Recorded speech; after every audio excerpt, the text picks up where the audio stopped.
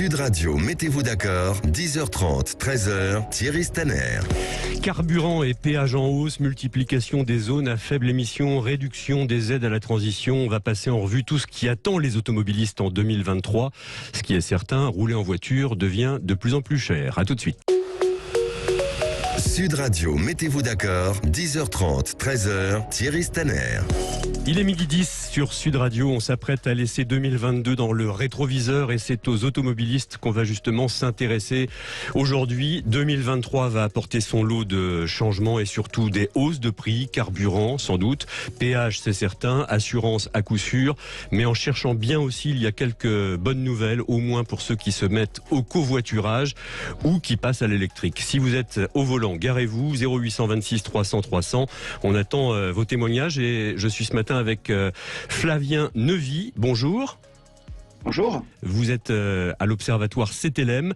Aurélien Bigot, chercheur sur la transition énergétique des transports. Bonjour.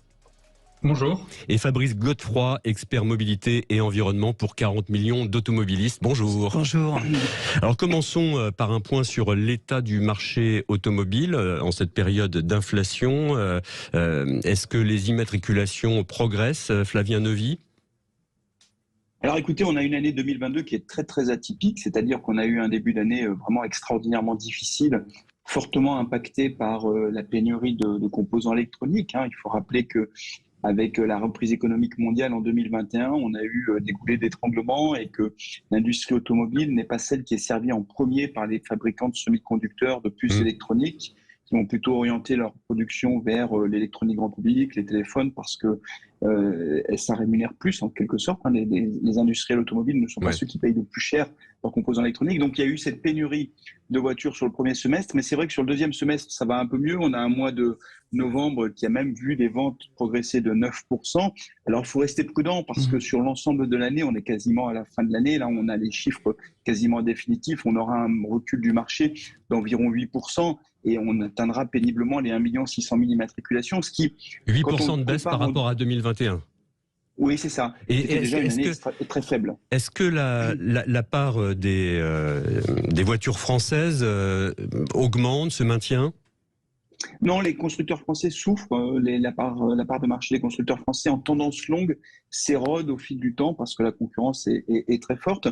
Mais au-delà des parts de marché, ce qui pénalise encore plus les constructeurs français, c'est qu'on a un marché hexagonal qui est extraordinairement faible. Il faut juste se souvenir que sur les 20 dernières années, en moyenne, on fait 20 millions d'immatriculations, 2 millions d'immatriculations par an. Donc, vous voyez, ça fait maintenant 4 ans qu'on est très nettement en dessous des 2 millions. Donc, on voit bien que c'est un marché qui est en grande souffrance et qui impacte évidemment nos constructeurs. Alors, ils ont compensé ça en augmentant fortement leur prix. Donc, ils ont préservé leur chiffre d'affaires et leur marge.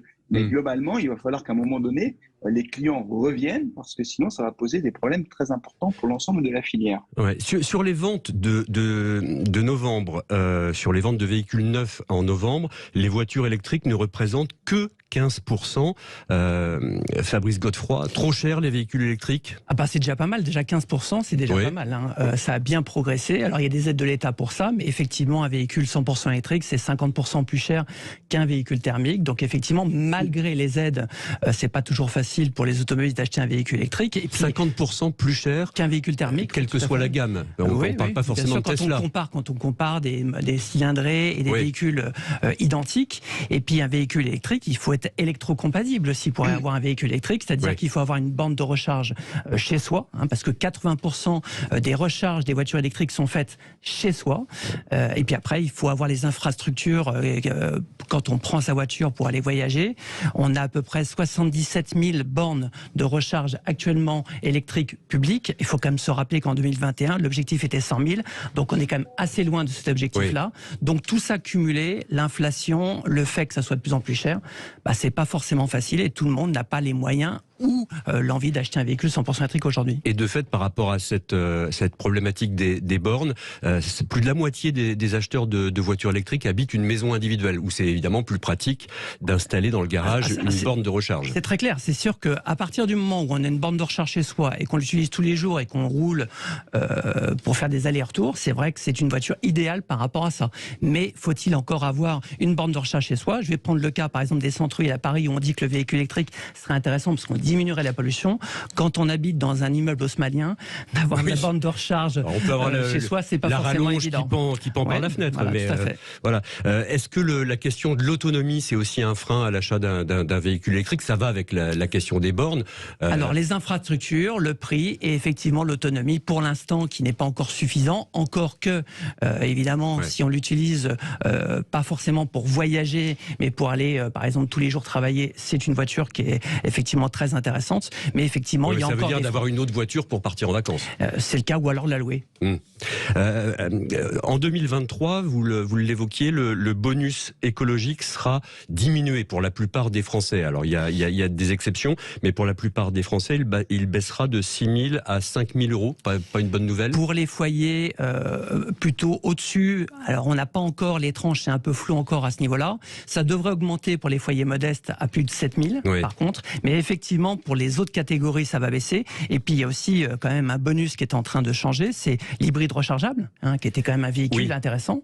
Et il était à 1 000 euros encore en 2022, il sera à 0 en 2023. Donc l'hybride rechargeable, on voit déjà la perspective de la fin du moteur thermique en 2035, hybride rechargeable compris. Donc on voit très bien que l'hybride rechargeable n'est plus forcément dans le spectre de ce que l'on veut pousser en France. Aurélien Bigot, en clair, le gouvernement veut encourager le passage au tout électrique. Est-ce que c'est une bonne stratégie et qu'est-ce qu'on reproche finalement aux hybrides rechargeables ? Alors le tout électrique, en effet, c'est au moins, en tout cas sur les voitures. Après, il y a pour d'autres modes de transport, il y aura d'autres motorisations, mais c'est sûr que sur la voiture, c'est la motorisation qui apparaît vraiment la plus pertinente d'un point de vue climatique. Alors ça ne veut pas dire que c'est parfait et il reste des impacts environnementaux qui restent importants de toute manière, quelle que soit la motorisation qu'on utilise. Mais si on regarde les scénarios qui nous permettent d'atteindre nos objectifs climatiques, mais aussi se séparer d'une dépendance au pétrole, dont on voit toutes les conséquences aussi d'un point de vue économique, d'un point de vue social, d'un point de vue géopolitique, on va être obligé en fait de passer à ce type de motorisation, d'où les politiques publiques qui se sont attachées à mettre cet objectif à l'horizon 2035. Après, c'est toute la question de l'accompagnement en effet de cette transition qui, à la fois, même d'un point de vue climatique, elle est presque trop lente si on regarde le fait que la durée de vie moyenne d'un véhicule, c'est de l'ordre de 16 ans environ, et que, en fait, si on arrête les ventes en 2035, il y aura encore des véhicules thermiques dans le parc en 2050, alors que l'objectif, c'est qu'à cet horizon-là, il n'y ait plus vraiment de véhicules thermiques dans le parc, mais ça peut paraître, d'un autre côté, beaucoup trop rapide pour certains constructeurs, pour certains ménages, quand la transition n'est pas suffisamment accompagnée. Donc c'est ça tout l'enjeu désormais, de réussir à faire en sorte que cette transition se fasse le mieux possible d'un point de vue économique et social notamment. Rappelez-nous la part des émissions de CO2 dues aux voitures particulières contre le transport de marchandises sur la route. En gros, en France, on est à peu près à 30% des émissions de gaz à effet de serre qui sont liées au transport. Et là-dedans, il y a à peu près les 2 tiers qui sont pour le transport de voyageurs, dont une grosse partie pour la voiture. La voiture, sur l'ensemble des émissions en France, c'est de l'ordre de 15%. Et puis, le transport de marchandises, c'est 1 tiers de l'ensemble des transports, donc 1 tiers des 30%. Donc, c'est à peu près 10% des émissions de gaz à effet de serre en France qui sont liées au transport de marchandises. D'accord. Donc la voiture, voilà, ça reste quand même un poste qui est très important quand on regarde les différents secteurs. Oui. En gros, il faut que je révise mes tables de 3. La voiture électrique, évidemment, au cœur de ces débats sur la transition énergétique. Vous rappeliez l'échéance de 2035. Et on entend quand même des discours assez perturbants, notamment l'Agence internationale de l'énergie qui considère qu'on est autour de 82 grammes de CO2 par kilomètre parcouru en voiture électrique. Ce qui tendrait à penser que c'est pas aussi propre qu'on pourrait le croire, Aurélien Bigot. Alors ça va dépendre en effet des pays. Alors les chiffres de l'Agence internationale de l'énergie là sont très sûrement au niveau mondial.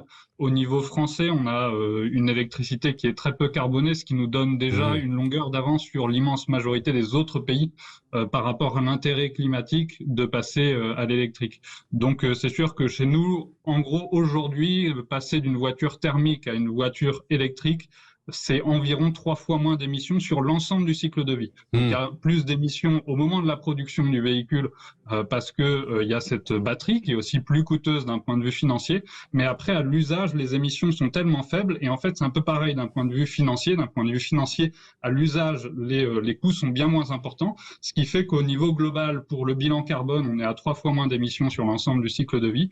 Et aussi, un autre élément qu'on cite, je pense, trop peu souvent, c'est que sur l'ensemble du cycle de vie, les coûts de la voiture électrique dès aujourd'hui sont moins importants que acheter une voiture thermique. Et toute la difficulté, c'est que les coûts sont plus importants à l'achat, et c'est ça qui est la partie la plus problématique aujourd'hui pour diffuser ce véhicule électrique, c'est de faire en sorte que l'achat soit disponible au plus grand nombre, et du coup, ça peut nécessiter de solliciter des mécanismes de financement potentiellement un peu différents, typiquement le leasing ou la location de véhicules qui permet davantage d'étaler sur l'ensemble de la durée de vie du véhicule les coûts importants à l'achat du véhicule. Flavien Neuvy, je rappelle que vous êtes à l'Observatoire CTLM. Justement, entre le crédit, la location avec option d'achat, la location longue durée, quelle est aujourd'hui la solution privilégiée des Français pour acquérir un nouveau véhicule ? Alors aujourd'hui, quand on regarde les chiffres des sociétés financières, les chiffres qui sont officiels, on voit que la location avec option d'achat auprès des particuliers représente une très grande majorité des financements automobiles.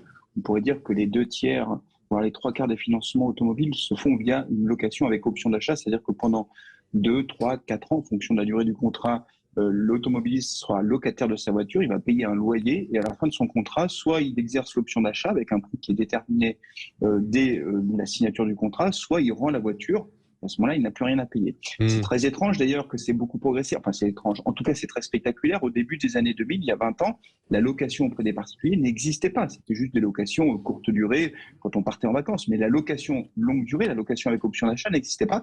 Et c'est vrai que ça traduit une évolution dans la relation que l'on a avec son automobile. Après, la location avec option d'achat présente beaucoup d'avantages, mais elle n'est pas non plus faite pour tous les automobilistes. Ça dépend de l'usage que l'on a de sa voiture.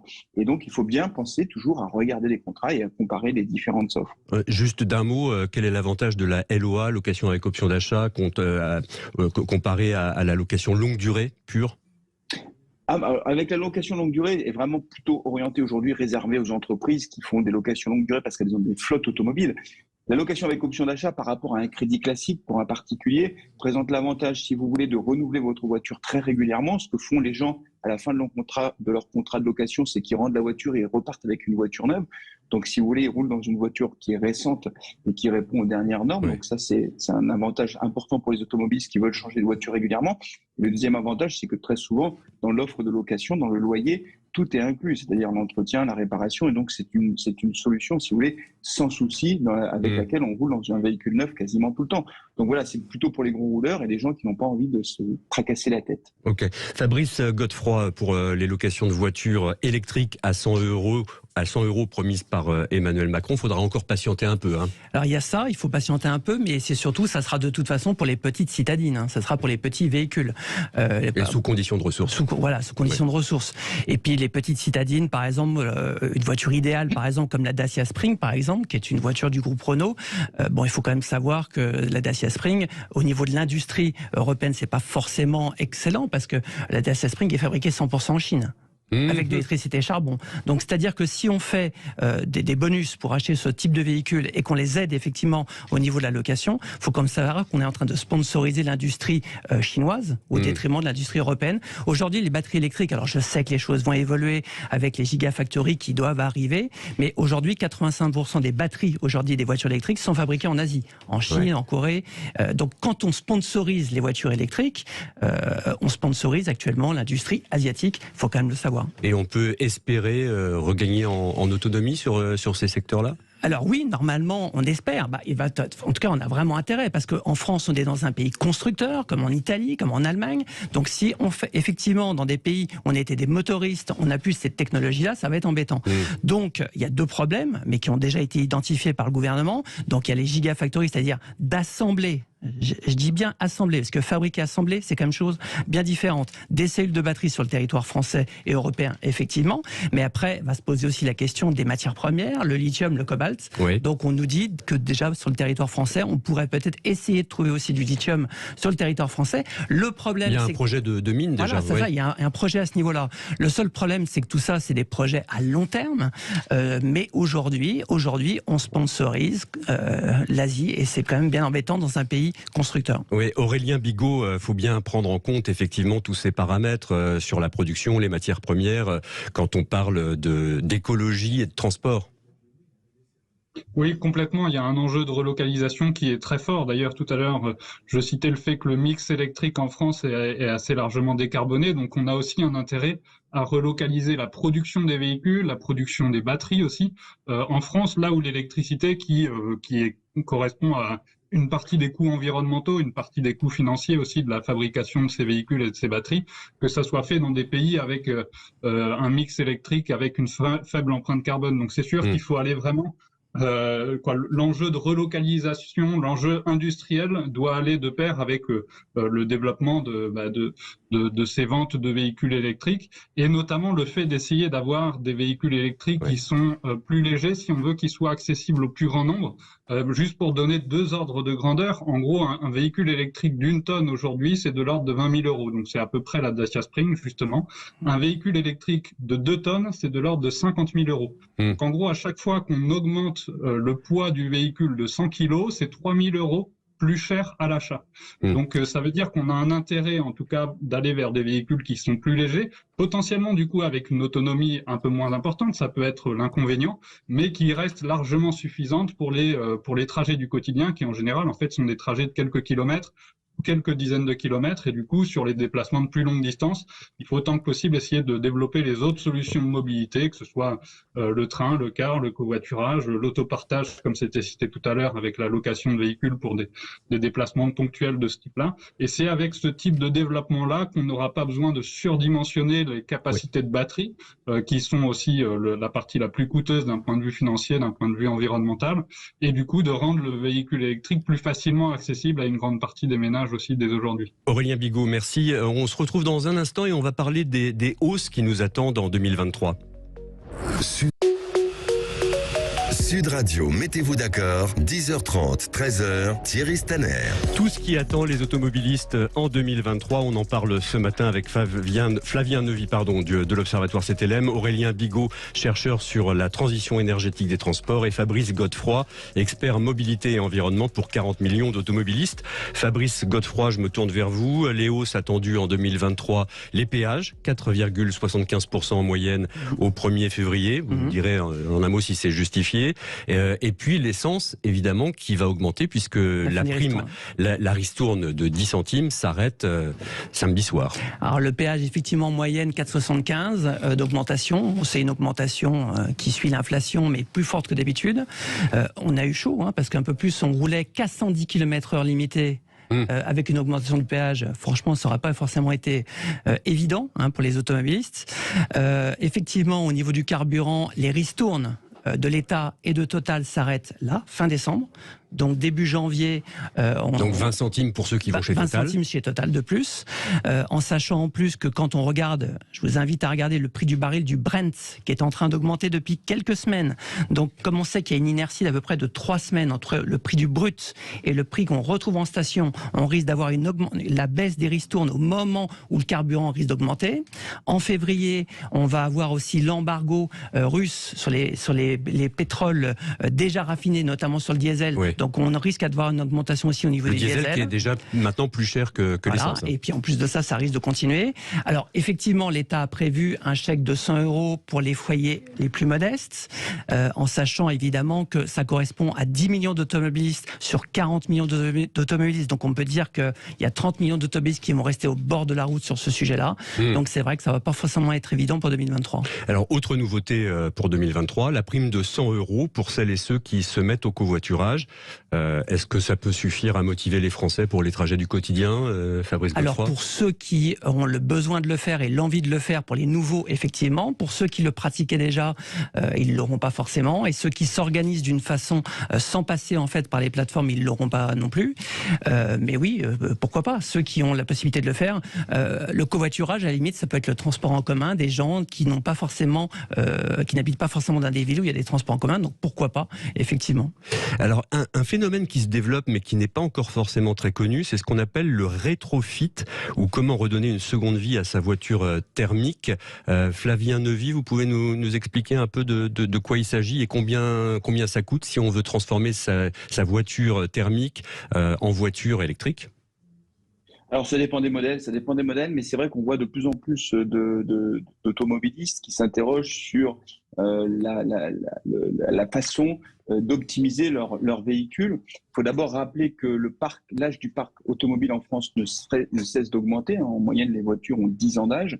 Et c'est vrai qu'avec l'augmentation fulgurante des prix de vente des voitures neuves, en fait, il y a beaucoup d'automobilistes qui essaient de trouver des solutions avec leur véhicule actuel pour réduire la facture. Réduire la facture, passer à l'électrique, c'est une bonne façon de réduire la facture puisque, comme cela a été dit tout à l'heure, l'utilisation de la voiture électrique coûte moins cher à l'usage que la voiture thermique, que ce soit en entretien, en réparation et évidemment en consommation électrique. Je mets quand même un petit bémol parce que ça dépend des prix de l'électricité. C'est vrai que cette dernière année a été dure pour les prix de l'électricité. Néanmoins, le rétrofit progresse. On assiste aussi à un autre phénomène de la même de la même tendance ou de la même veine, c'est le fait de pouvoir refaire des véhicules anciens, de les repasser sur des sites de production, les remettre pas à neuf, mais en tout cas les repasser en usine.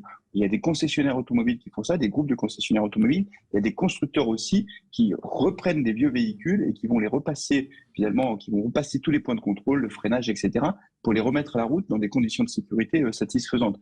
Tout ça, ça contribue, si vous voulez, à donner une réponse à des automobilistes qui n'ont plus les moyens ou qui ne veulent plus mettre autant d'argent dans l'achat d'un véhicule, parce qu'aujourd'hui, les prix de vente des véhicules neufs sont au-delà des 35 000 euros. C'est juste stratosphérique. Il y a beaucoup de gens qui n'ont plus les moyens de mettre autant d'argent dans un véhicule, sachant que dans le même temps, on a quand même aussi la question des ZFE qui arrivent progressivement et qui se mettent en place. Et on va y venir aux ZFE. Ouais, il y a un vrai sujet social derrière tout ça. Fabrice Godefroy, rapidement, pourquoi on connaît si peu ce rétrofit ? Parce que c'est le démarrage. Pour l'instant, ça fait partie de la prévente. C'est quelque chose, effectivement, qui peut être une bonne option, transformer son ancien véhicule thermique en véhicule électrique. Le problème, c'est qu'il faut que certains véhicules soient homologués, donc ils ne le sont pas tous pour l'instant. Ça a quand même un certain prix.